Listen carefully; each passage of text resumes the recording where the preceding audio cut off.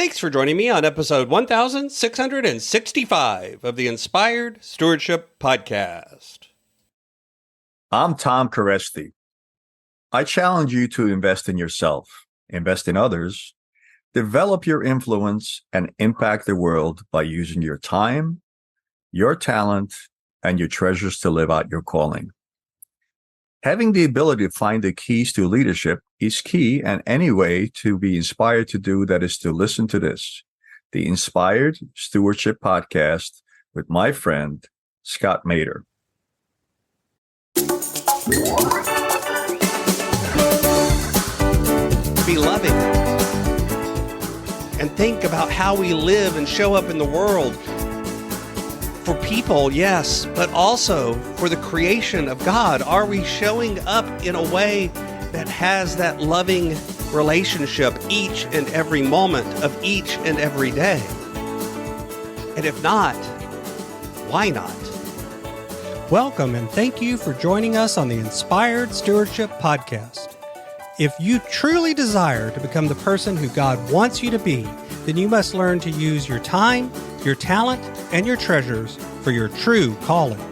In the Inspired Stewardship Podcast, you will learn to invest in yourself, invest in others, and develop your influence so that you can impact the world.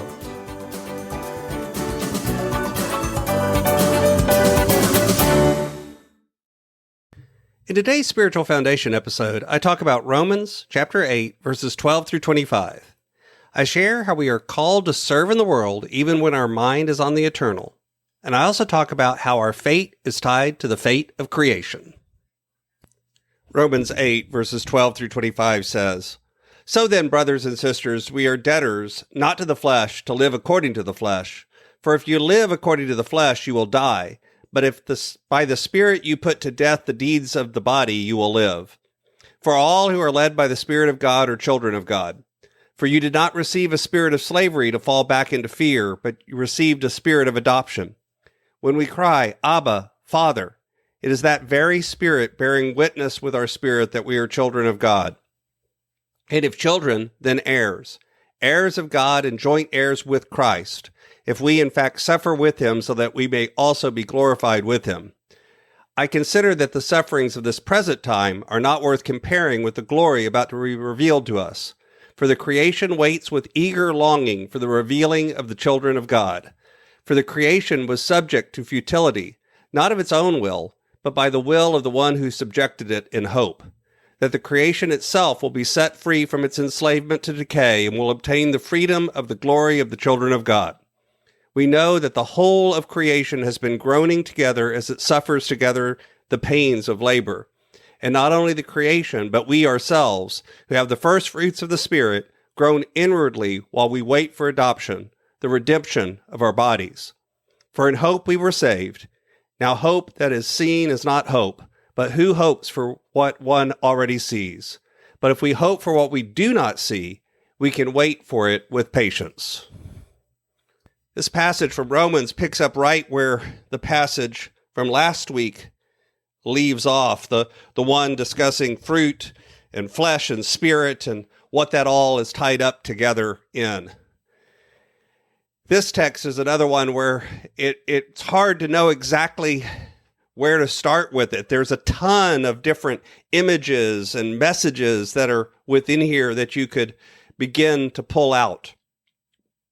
It begins again with that call to live not by the flesh, but by the Spirit. But then it shifts into a passage about our relationship with creation itself. And I don't know about you, but that seems sort of contradictory because after all, living in creation, living in the world, isn't that a flesh consideration? And yet it tied in and saying that we're to be concerned about that. I don't know about you, but I've done work before trying to figure out ways to be more environmentally conscious, more friendly, more ecological, more green, and so to speak. And when I look at the choices that I make daily, how can I investigate the companies, their impact on their environment? What should I support? What should I not? What should I use? What should I not?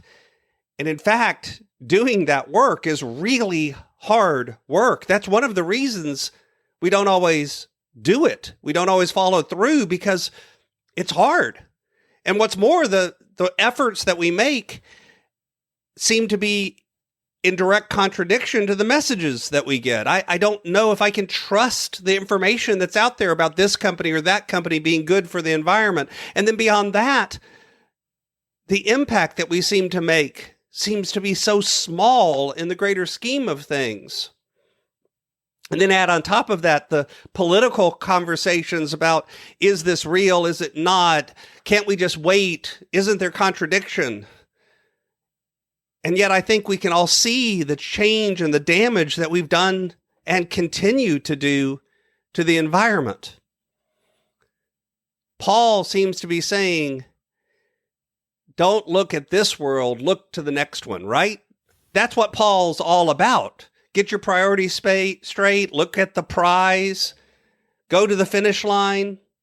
And yet here it talks about, for the creation waits with eager longing for the revealing of the children of God, for the creation was subject to futility, not of its own will, but the will of the one who subjected it, in hope that the creation itself will be set free from its bondage to decay and will obtain the freedom of the glory of the children of God.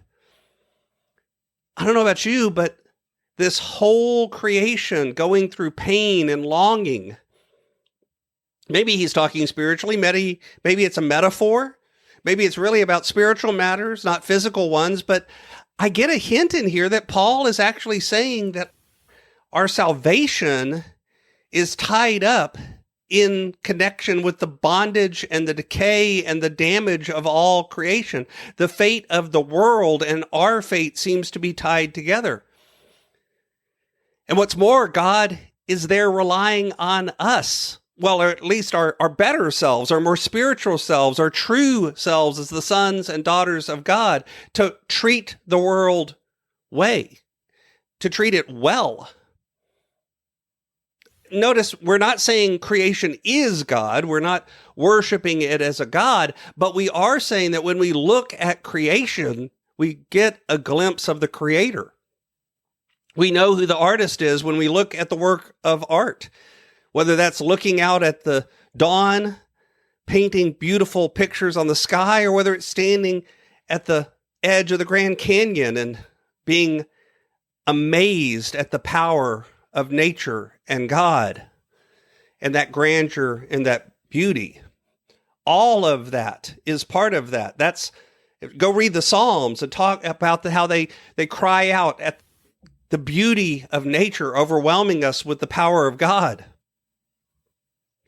We also talk about the fact that we have dominion over nature. And most people look at the word dominion and immediately think authority and power. We're like little gods. But yet, it's not about really power. The dominion, the world that's used for dominion here, isn't about using, exploiting, abusing. Instead, it's about caring. Just like God cares for creation, just like God cares for us, we are to be mindful and caring of God's creatures, God's habitats, God's creation. We're to give it the care it deserves. And I don't know about you, but I don't think we do.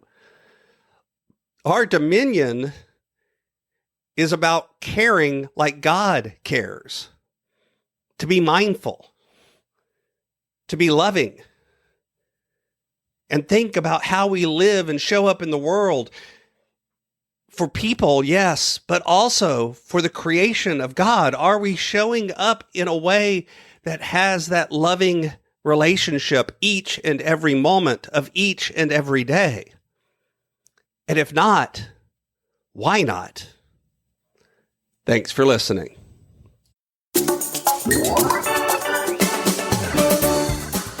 Thanks so much for listening to the Inspired Stewardship podcast. As a subscriber and listener, we challenge you to not just sit back and passively listen, but act on what you've heard and find a way to live your calling. If you enjoyed this episode, please do us a favor.